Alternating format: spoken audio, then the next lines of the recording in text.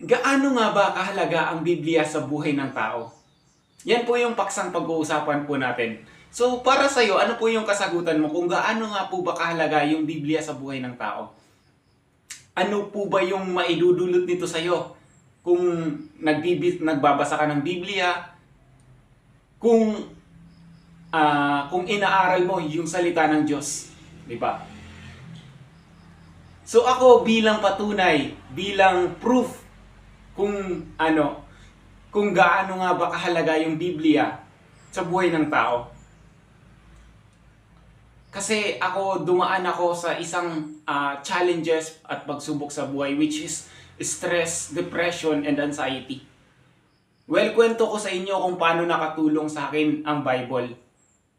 Kung paano ako naka-recover. Well, it started nung nag-pray ako kay Lord ng guidance na, Lord, sana tulungan mo po ako na makasurvive sa pinagdaraanan ko ngayon. Kasi sobrang hirap na. Halos wala na akong kakampi sa mundo. Halos ikaw na lang yung masasandalan ko. Well, nag-sink in sa akin. Nag-sink in sa akin yung Bible. Mayroon kasing binigay sa akin na Bible yung ate ko. Which is ito po yun. Our Daily Bread po. Our Daily Bread po yung title ay yung cover nitong Bible na to. Isa siyang para siyang parable na para siyang story na which is merong verses na connected dun sa story, which is meron kang moral lesson na matututunan sa buhay.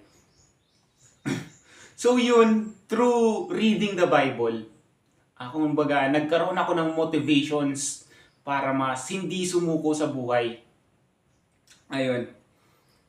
And mas napalapit ako sa kalooban ng Diyos. Kumbaga, si Bible kasi nakakatulong to sa'yo para mas mapalapit ka kay Lord. Maano mo yung mga unanswered questions mo, mga katanungan sa kalooban mo na hindi basta-basta masasagot ng ordinaryong tao. 'Di ba? Kung yung yung Bible, yung importance nito, kung gaano ba tayo kahalaga sa buhay ng tao, is pwede nitong masagot yung mga questions like kung paano ba nagsimula yung buhay? Kung kung bakit nabubuhay tayo? And kung bakit merong mga challenges sa buhay? Kung bakit tayo nagsasuffer? And at the same time, kapag namatay tayo, ano bang nangyayari sa natin? Ano bang nangyayari sa mga taong namatay na? 'Di ba? Even ikaw, hanggang curiosity lang tayo, 'di ba? Meron tayong sariling opinion, 'di ba? Pero yung tunay at tumpak na kasagutan is lahat po yan malalaman natin through reading the Bible. So, ganun po kahalaga si Bible sa buhay ng tao. Siya yung nagsisilbing flashlight or guidance. Siya yung guide. Alam niyo yung guide? Siya yung yung parang sa daan, meron siyang arrow kung saan tayo papunta. 'Di ba? Para mas hindi tayo maligaw sa landas na tinatahak natin. Kumbaga, sa naman, para siyang flashlight. Kumbaga, yung Bible parang flashlight. Kunyari, nasa dilim ka sa gabi, walang ilaw. Meron palang ilaw, flashlight yung dala mo. Ikaw yung nagdadala ng ilaw. Sa daan, eto na ko to kay Kuya Lloyd.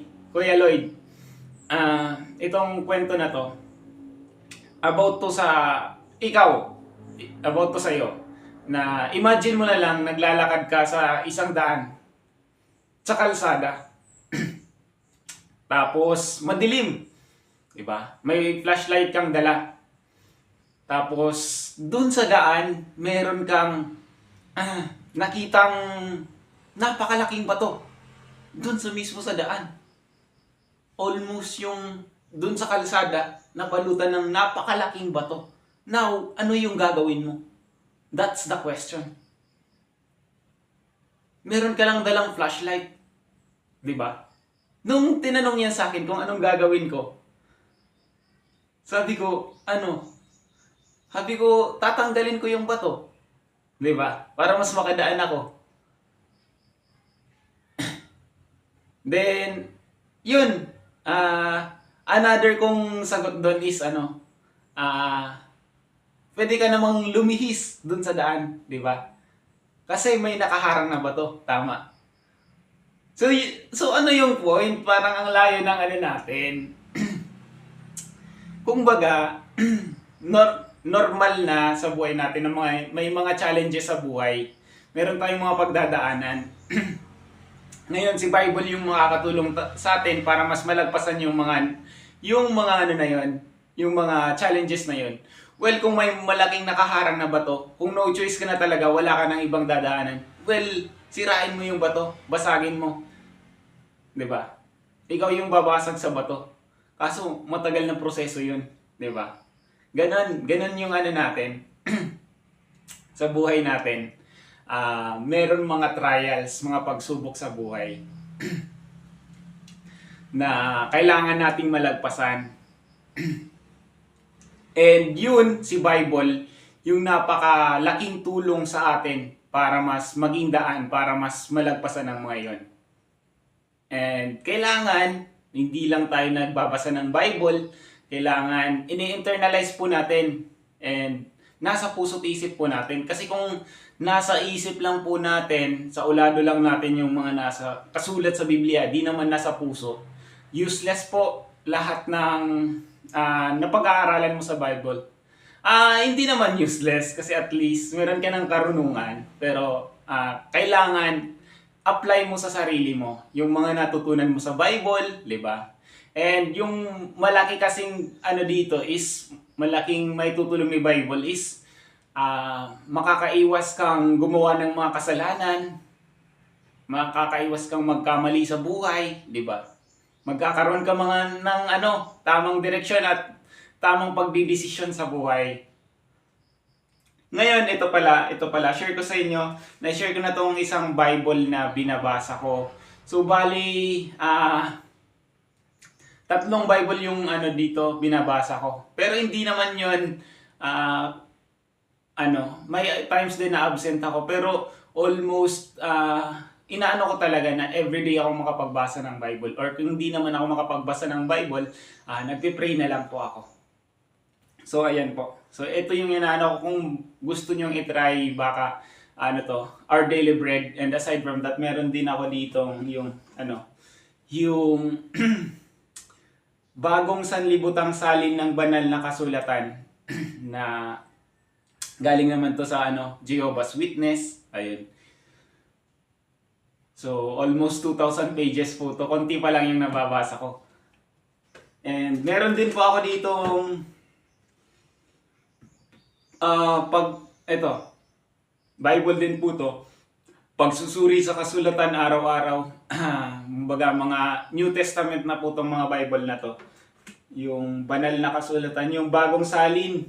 Yung bagong salin sa libutang banal na kasulatan. Then, meron din akong mga publication na binabasa related sa pananampalataya sa Diyos. So, ayun. Sana meron kayong nakuha sa akin kahit papano. I know na masyado kong paligoy-ligoy kung sa inyo. Mag-explain kung to. Hindi ako direct to the point. Gusto ko kasi, kumbaga meron akong ma-impart sa inyo. Kumbaga nai-relate ko yung buhay ko. Nai-share ko yung experiences ko. Ayun. So, sana meron kayong napulot na aral kahit konti and sana ma-apply nyo sa buhay nyo.